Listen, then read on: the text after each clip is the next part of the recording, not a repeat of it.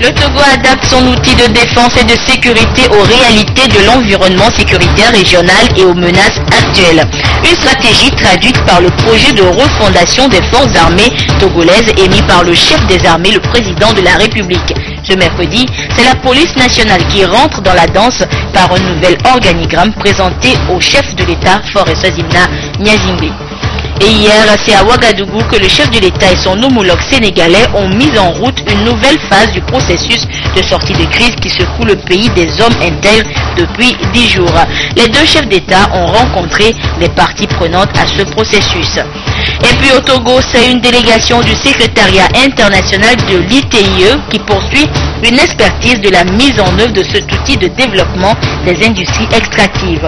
Ce mercredi, la mission a rencontré les acteurs impliqués sous la supervision du chef du gouvernement pour évaluer la mise en exécution des normes de l'ITIE.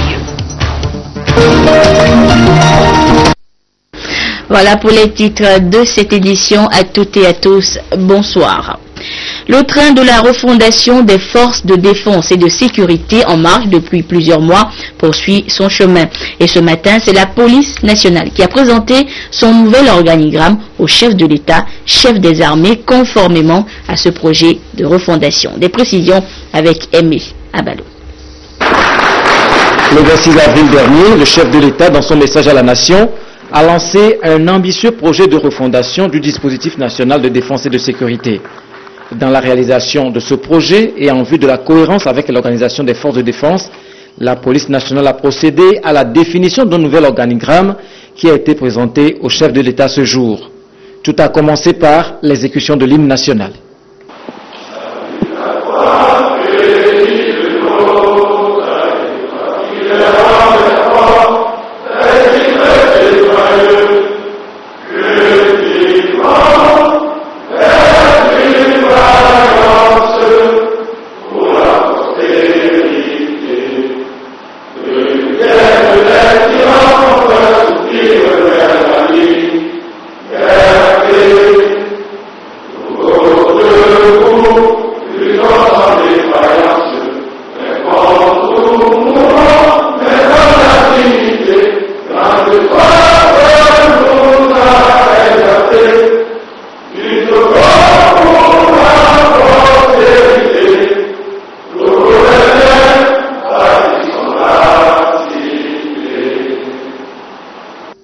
L'objectif de cette réorganisation trouve sa raison d'être dans l'impérieuse nécessité pour le Togo d'adapter son outil de défense et de sécurité aux réalités de l'environnement sécuritaire régional et aux menaces actuelles. Elle vise également un meilleur déploiement des unités de police sur l'ensemble du territoire dans un souci de complémentarité avec la gendarmerie afin de rapprocher davantage les services de police des populations et lutter beaucoup plus efficacement contre la criminalité sous toutes ses formes. Cette réforme n'est qu'une continuité de la série d'actions menées par le président de la République depuis son avènement à la magistrature suprême pour moderniser et rendre plus opérationnelles les forces de police. Augmentation des effectifs de 1200 à plus de 4000 éléments, renforcement des capacités de 30 officiers dans de prestigieuses écoles au Cameroun et en Côte d'Ivoire, construction d'un centre de formation à Davier, renforcement de la mobilité et des équipements de l'ensemble des forces de sécurité. Monsieur le ministre de la Sécurité, Monsieur le directeur général de la police nationale, le général conseiller spécial, je voudrais vous dire combien je suis touché par l'accueil que vous me réservez dans cette salle de la présidence de la République, même si moi je vous accueille au palais de la présidence de la République. Je voudrais surtout vous dire le plaisir que j'ai eu à découvrir dans la salle nos aînés, vos aînés, ceux qui ont eu la lourde tâche de diriger la police nationale. Et je voudrais vous dire aussi l'émotion que j'ai ressentie quand je vous ai entendu chanter notre hymne national avec beaucoup de force. Vous tous, ici réunis, vous représentez l'ensemble des policiers et les autres fonctionnaires des services de sécurité. Et je me disais que cette façon de chanter notre hymne prend une résonance particulière aujourd'hui. Je pense que c'est le signe de la foi que nous avons en notre pays et notre pays qui doit faire face à des défis de notre temps, comme d'autres pays de la sous-région. Je veux voir dans la rencontre d'aujourd'hui votre volonté de vous engager sous la conduite de vos chefs légitimes dans la voie d'une réforme profonde qu'ils ont préparée depuis longtemps et qu'ils vont nous proposer. Au terme donc de ce nouveau dispositif, l'organisation de la police nationale sera articulée autour de 2 régions de police. La région de police numéro 1 couvre les régions administratives maritimes et des plateaux. Quant à la région de police numéro 2, elle comprend les régions administratives de la centrale, de la Kara et des savanes. La nouvelle organisation mettra également en place 5 secteurs de police dont les ressorts territoriaux correspondent respectivement à ceux des 5 régions administratives du Togo. Par ailleurs, en vue du renforcement des capacités opérationnelles de la police nationale, les structures suivantes seront créées.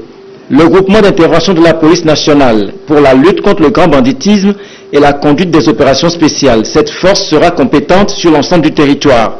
Les brigades anticriminalité et les brigades de recherche et d'intervention pour une meilleure protection des personnes et des biens. Les compagnies républicaines d'intervention pour une meilleure gestion de l'ordre public.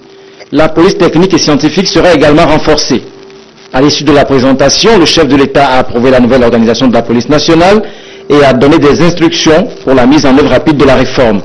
Le ministre de la Sécurité et de la Protection civile lui a réitéré l'engagement de son département à l'accompagner dans cette politique de refondation de l'ensemble du système sécuritaire du pays.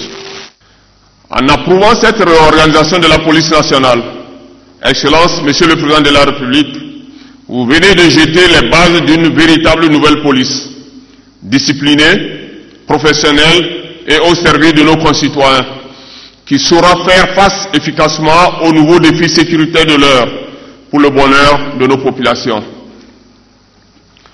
Convaincu du bien fondé et de la justesse de ce choix, je voudrais vous assurer de l'adhésion totale et de l'engagement ferme de tous les fonctionnaires de police à mettre tout en œuvre pour travailler aux côtés des autres forces dans ce nouveau schéma de la refondation afin d'apporter une réponse beaucoup plus appropriée et adaptée à la menace sécuritaire dans notre pays.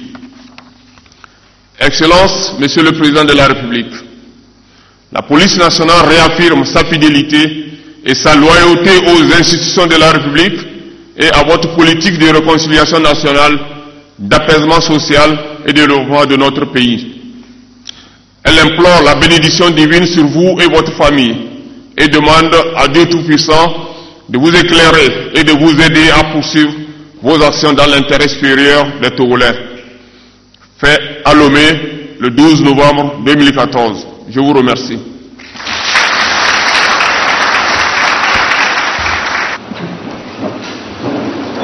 La cérémonie a été immortalisée par une photo de famille qui scelle le renouvellement de l'alliance entre le chef de l'État et les forces de sécurité au profit d'une meilleure protection des personnes et des biens en vue de garantir en permanence la paix civile.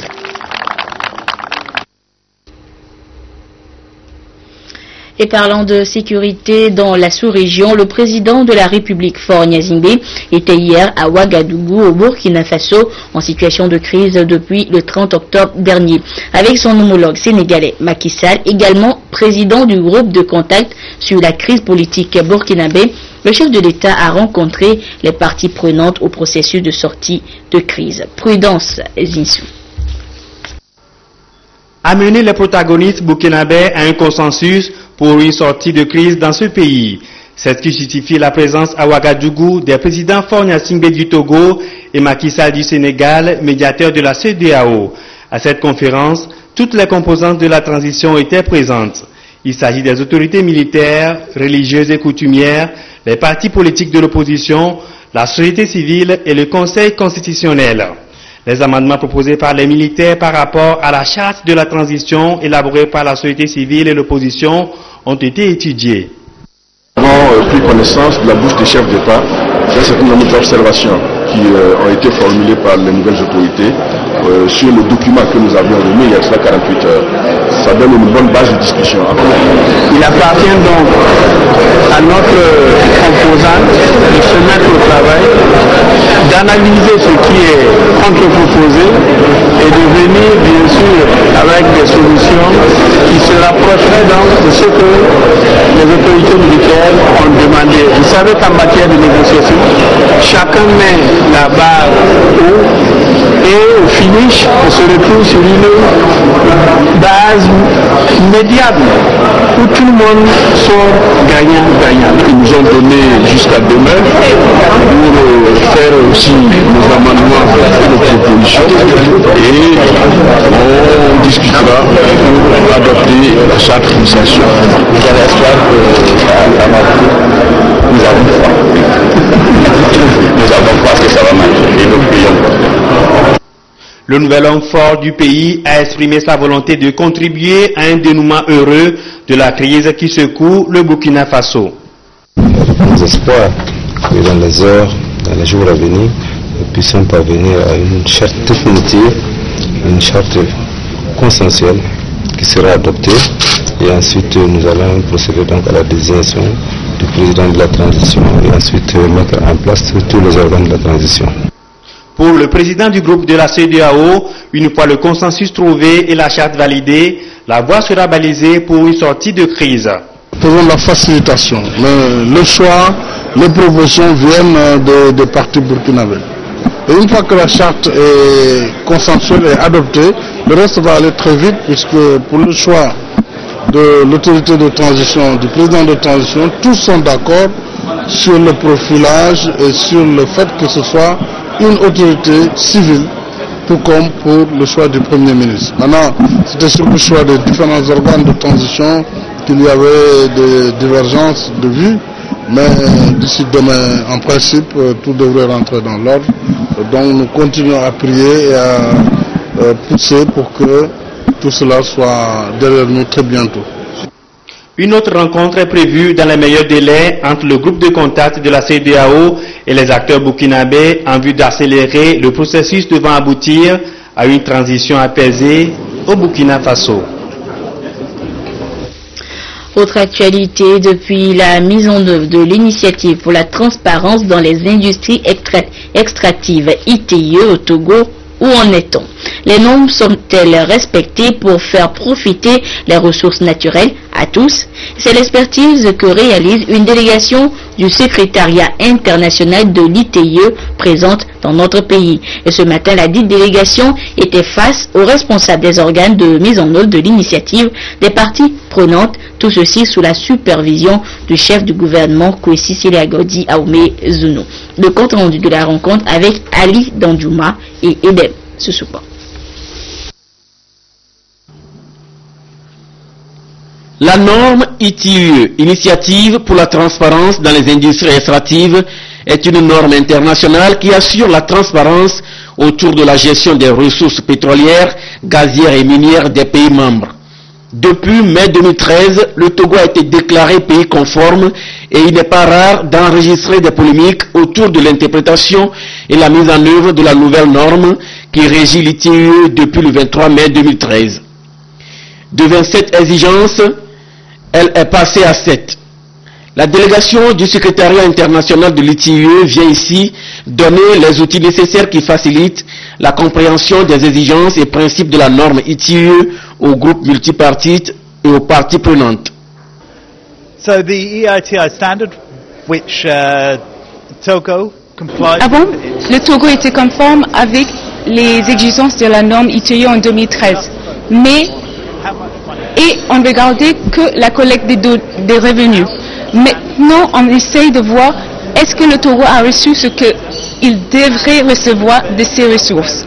Donc, au-delà de la norme ITIE, nous essayons d'animer, d'informer le débat public sur la mise en œuvre et la gestion des ressources naturelles ici au Togo.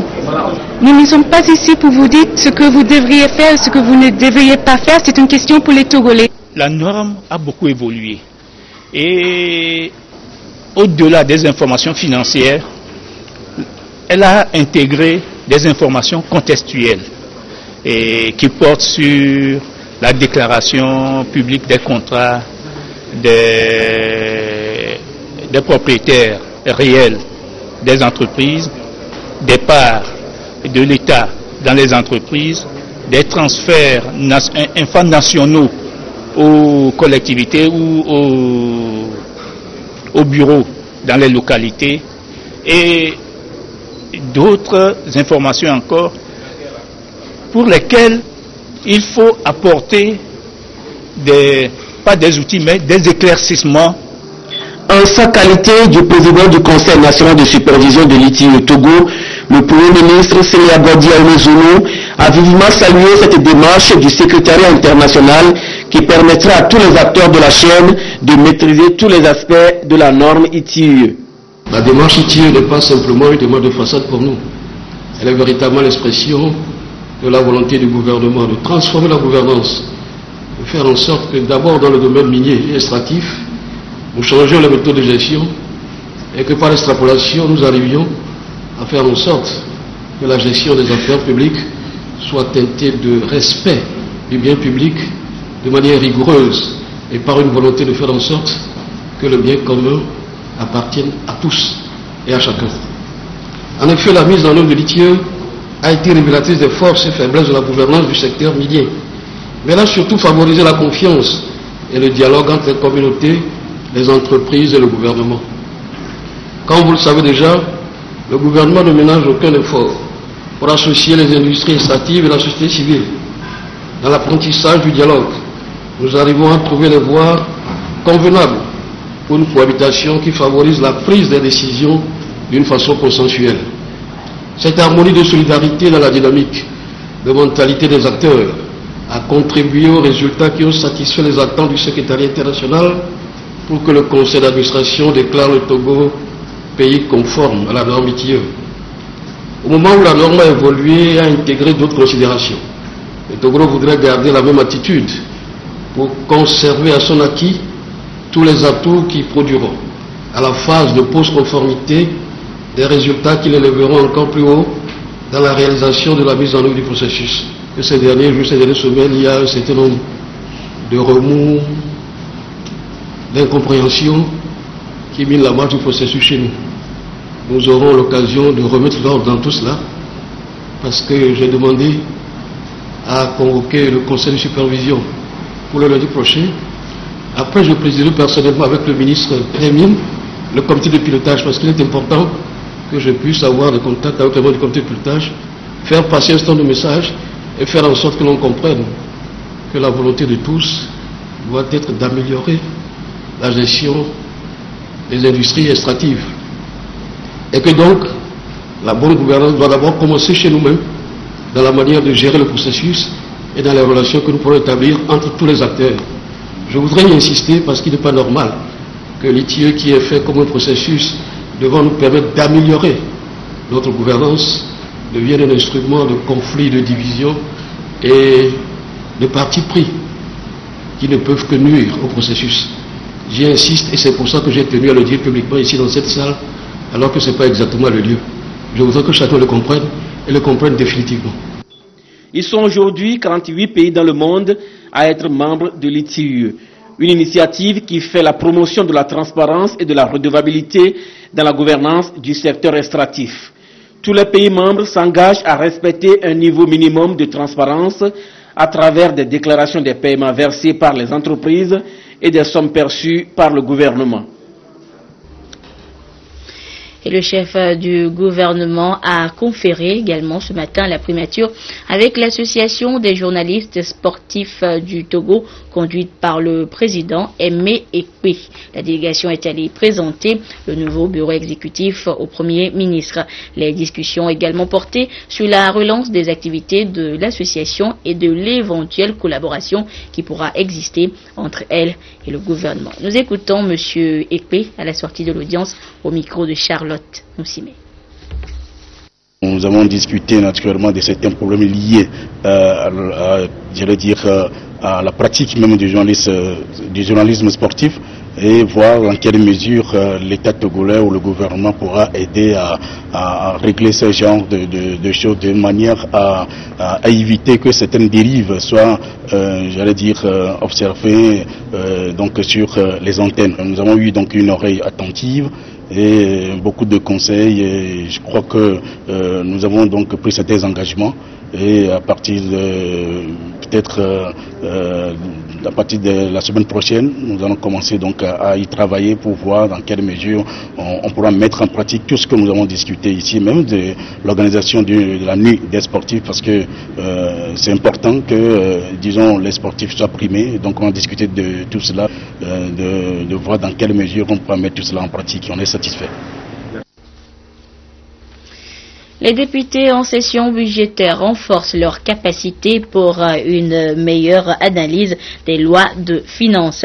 Et ce matin, ils étaient en atelier sur la présentation du guide didactique d'examen des lois de finances en vue de son appropriation. C'est une formation financée par l'Union européenne pour accompagner ainsi l'action parlementaire dans l'examen, le contrôle de l'exécution du budget de l'État. Des précisions avec Eric Dianikpo et Arnaud Kili. Les députés se mettent à niveau pour une bonne lecture et une analyse adéquate des choix de politique budgétaire contenus dans la loi de finances qui sera bientôt soumise à leur approbation. Un guide didactique d'examen des lois de finances a été élaboré sous l'égide de l'Union européenne afin d'aider les députés dans leurs travaux. Nous vraiment considérons l'Assemblée comme ce point au milieu entre les citoyens et les politiques publiques. Donc nous avons l'impression qu'en renforçant les capacités pour l'analyse des projets qui parfois sont complexes, toujours le budget de l'État, les lois de finances, les directives pour moi, en accompagnant l'Assemblée, en fait, on aide que ces gestions de finances publiques se fassent de manière plus transparente et surtout se fait en accord avec les priorités de la population. Les participants sont appelés à tirer profit des 3 jours d'échange afin d'acquérir les bons réflexes et les bonnes procédures leur permettant de faire face à cet exercice budgétaire. Le guide didactique nous donne des informations sur le contenu du budget. Avant de l'analyser, il faut d'abord connaître la base juridique. Quel est le texte juridique qui sous-tend la préparation du budget? Ensuite, il faut savoir qu'est-ce qu'il contient. Ce guide doit également nous donner des éléments pour apprécier ces politiques qui sont transcrites dans la loi de finances. La représentation nationale, à travers ses multiples formations, veut remplir convenablement sa mission de contrôle dans la gestion des ressources publiques pour garantir le succès des programmes de développement répondant aux aspirations du peuple. Pour permettre aux États dits fragiles de consolider la paix en se basant sur la population, le programme du New Deal leur a été proposé.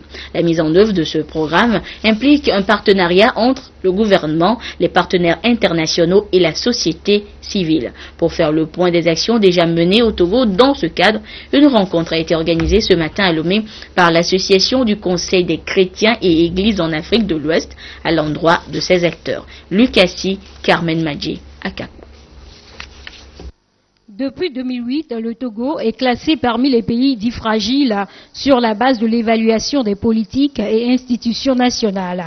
Dans le cheminement de la fragilité à la résilience, le pays a approuvé en 2011 à Busan le New Deal, un instrument pour consolider la paix et renforcer l'État afin de permettre le progrès vers l'atteinte des OMD. Les membres de la société civile, le gouvernement et les partenaires internationaux évaluent les différentes actions menées dans le pays afin de parvenir à de nouvelles stratégies favorisant une meilleure implication dans la mise en œuvre du New Deal au Togo. Il s'agira donc de faire le point au niveau des 2 premières communications sur ce qui a été fait par le gouvernement et sur ce que l'on doit comprendre à travers le New Deal. Et la 3e communication abordera les questions de stratégie à mettre en place par la société civile pour accompagner efficacement l'État. Le New Deal est un programme international conçu pour les États fragiles. En adhérant au New Deal, le Togo s'est assigné une priorité sur de nouvelles manières de s'engager, fondées sur une évaluation de la fragilité. La rencontre a été organisée par l'Association des conseils chrétiens et églises en Afrique de l'Ouest, ACC-EAO.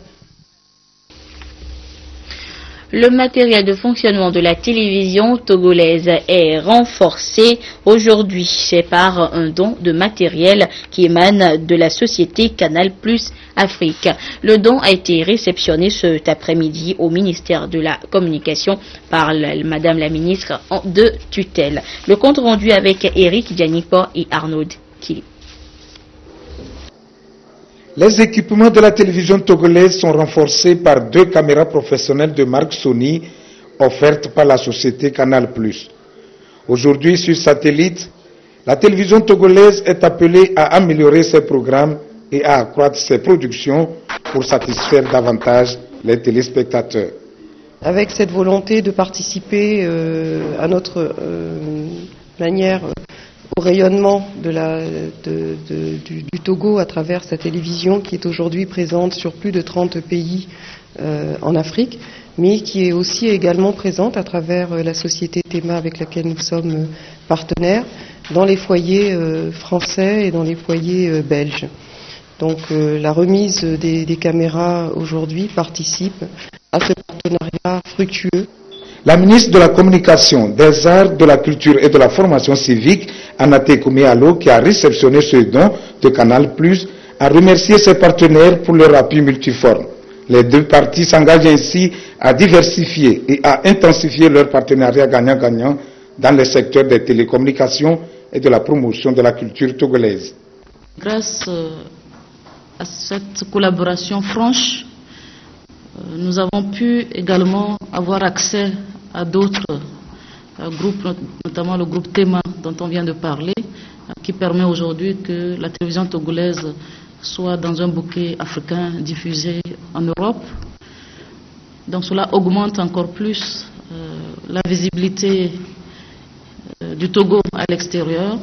Cela valorise nos productions locales également. Et je voudrais donc saluer ce dénouement avec la deuxième bonne nouvelle que vous venez de nous annoncer, l'arrivée de la chaîne A+, qui s'intéresse déjà à nos productions locales, à nos talents artistiques et cinématographiques. Je ne doute pas que cette nouvelle collaboration permettra vraiment à la culture togolaise de rayonner encore plus au-delà de nos frontières. La ministre Anaté Kouméalo, en charge de la communication, a tenu à rassurer les donateurs que ces matériels seront utilisés à bon escient pour répondre aux attentes des populations. Les acteurs et partenaires clés du programme Union économique et monétaire ouest-africaine, Organisation internationale de la francophonie et l'efficacité énergétique se sont retrouvés à Lomé pour le lancement des activités techniques des projets. Projets relatifs à l'étiquetage des appareils électroménagers dans la zone UEMOA et sur le code régional d'efficacité énergétique dans les bâtiments neufs de l'institution. Des précisions avec Kwasi Glé et Albertine Yakin. L'initiative régionale pour l'énergie durable vise à améliorer l'efficacité énergétique dans le résidentiel, l'industrie et les services dans la zone Union économique et monétaire ouest-africaine. Pour les acteurs et partenaires du programme UEMOA OIF-EE, il est opportun de clarifier et faciliter la lecture commune des objectifs envisagés. L'étiquetage d'un appareil électroménager, c'est comme si on donnait une pièce d'identité à l'appareil. C'est-à-dire que quand l'appareil rentre dans notre espace, qu'il y a certaines normes qu'il doit respecter ou bien certaines informations que le consommateur doit savoir avant d'aller acheter cet appareil. Les normes de construction des bâtiments neufs des secteurs résidentiels, institutionnels et commerciaux des pays de l'UEMOA doivent être appliquées comme un code modèle régional d'efficacité énergétique.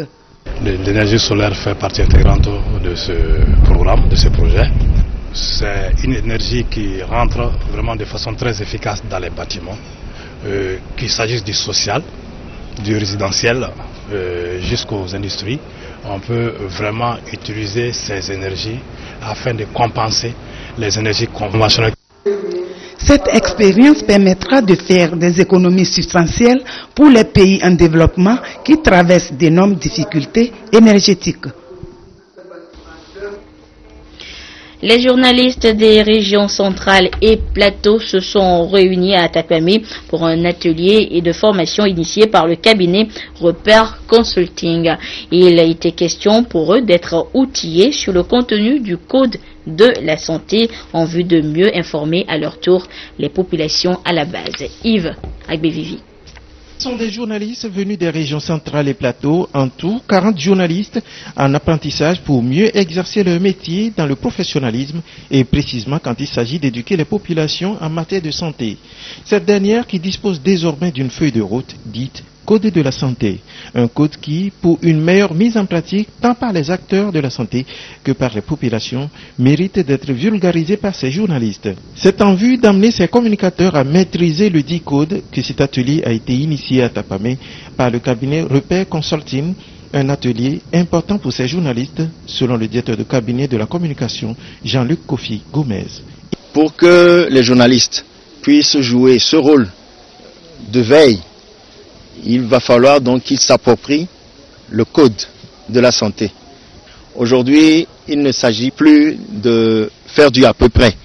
Il faut qu'il y ait la bonne information pour que le citoyen qui reçoit cette information puisse s'en servir et prendre des dispositions qui s'imposent pour notre santé, la santé de toute la population. Le chef de l'État, depuis mai 2009, a signé, et c'est le premier code d'ailleurs, mais qui malheureusement n'a pas été vulgarisé, et nous nous disons que avec le concours du FNAPP qui a voulu bien financer cet atelier de formation pour donner l'opportunité à cette organisation, les journalistes, de s'approprier le contenu du code de la santé qui leur permettra justement d'aborder les sujets de santé de façon aisée sur les médias. Cette formation, qui a bénéficié du soutien financier du Fonds national d'apprentissage, de formation et de perfectionnement professionnel, intervient après celle des agents de santé, et sur l'ensemble des 5 régions du pays, ce sont 150 journalistes qui seront à terme formés.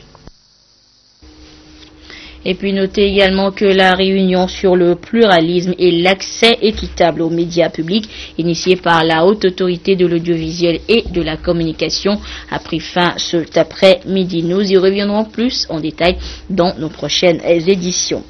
La suite de ce journal avec ce communiqué, il est porté à la connaissance des candidats ayant pris part au concours d'entrée à l'École nationale de formation sociale, session du 5 septembre 2014, que les résultats des admis sont affichés à l'École nationale de formation sociale à Lomé et dans les directions régionales de l'action sociale, de la promotion de la femme et de l'alphabétisation. Les 10 résultats pourront également être consultés dans le quotidien Togo Presse du 13 novembre 2014. Par ailleurs, les candidats admis effectueront leur rentrée académique ce 17 novembre 2014 à 7h30 à l'École nationale de formation sociale à Lomé. C'est officiel, la Coupe d'Afrique des Nations 2015 n'aura plus lieu au Maroc. C'est la réponse de la CAF à la demande de report de la compétition par le Maroc pour cause de la crise sanitaire Ebola. Et l'instance dirigeante du football alimente involontairement les rumeurs, même les plus folles, sur le futur hôte du tournoi. Regardez. Pas de CAN au Maroc. La Confédération africaine de football a tranché. Réunie mardi au Caire, l'instance dirigeante du foot africain considère la demande de report du Maroc comme un refus d'organiser la compétition. Le Maroc s'est vivement défendu. Le Maroc ne fuit pas ses responsabilités, il ne se désengage pas de ses responsabilités. Le Maroc a demandé le report de cette compétition sous la pression d'une menace majeure, Ebola. Les Lions de l'Atlas sont disqualifiés et le football marocain sera mis au banc de plusieurs compétitions africaines. Sur le continent, les réactions sont mitigées entre ceux qui approuvent ces sanctions. Les enquêtes de la CAF ont démontré que le Maroc était outillé pour pouvoir accueillir la CAN et que le Maroc avait un bon dispositif sanitaire. Alors donc moi je ne comprenais pas cette décision des autorités marocaines de ne pas accueillir l'événement. Donc c'est tout à fait normal que la CAF ait pris ses responsabilités. Je pense que nos amis marocains font preuve quand même de mauvaise foi. Parce qu'au même moment, ils organisent la Coupe du Monde de la FIFA en acceptant tous les clubs du monde qui vont se présenter au Maroc. Quelques semaines après, ils disent que non, nous ne pouvons pas accepter les étrangers. C'est là où il y a anguille sous roche. Mais la position marocaine a aussi ses soutiens. Il y a une maladie aujourd'hui qui a fait beaucoup de victimes et nous savons que jusqu'à présent, les remèdes ne sont pas fiables. Et donc il faut comprendre quand même la position du Maroc à ce sujet-là. Mais je crois qu'il ne faut pas blâmer. La CAF certainement est allée un peu fort sur sa décision de disqualifier le Maroc. Reste à savoir qui organisera la compétition. L'Angola, le Nigeria, l'Égypte, voire le Qatar selon certains journaux. La CAF ne s'est pas encore prononcée sur le futur hôte du tournoi. Son silence alimente les rumeurs les plus folles. Et c'est sur ces rumeurs que prend face cette édition. Merci à vous qui l'avez suivi où que vous soyez grâce à la télévision togolaise. Vous retrouvez Isidore Koubatine à 22h pour la dernière édition de Nuit. Au revoir.